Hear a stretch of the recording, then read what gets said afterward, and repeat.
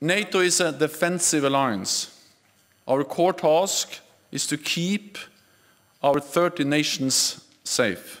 NATO, on late Friday night, rejected Ukraine calls to help it protect its skies from Russian missiles and warplanes, but instead, Europe only promised more sanctions to punish Russian President Vladimir Putin. We are not part of this conflict, and we have a responsibility to ensure it does not escalate and spread beyond Ukraine, because that would be even more devastating and more dangerous. So we have made it clear that we are not going to move into Ukraine, neither on the ground or in the Ukrainian airspace.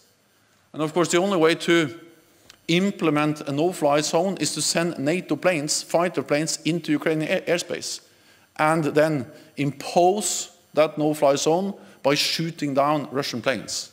Ukrainian President Volodymyr Zelensky strongly criticized the decision, saying the alliance had given Russia the green light to continue its bombing campaign.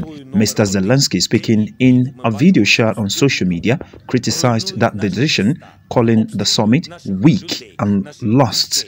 Житлові квартали, церкви, школи знищують все, що забезпечує нормальне життя, людське життя, і хочуть це продовжувати, знаючи, що нові удари і жертви неминучі. НАТО свідомо ухвалили рішення не закривати небо над Україною.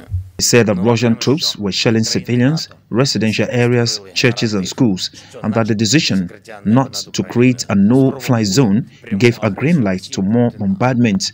Leaders of the alliance met Friday in Brussels, after which NATO Secretary-General Jens Stoltenberg said its members had rejected any possibility of intervening against Russian forces. Creating a no-fly zone over Ukraine would require deploying NATO fighter planes and possibly shooting down Russian planes. Mr. Stoltenberg said that he warned could lead to a full-fledged war in Europe involving many more countries and causing much more human suffering. About 20 countries, many of them members of NATO and the European Union, are funneling arms into Ukraine for its forces to use against Russia. NATO is also moving military equipment and as many as 22,000 more troops into member states bordering Russia and Belarus to reassure them and enhance deterrence.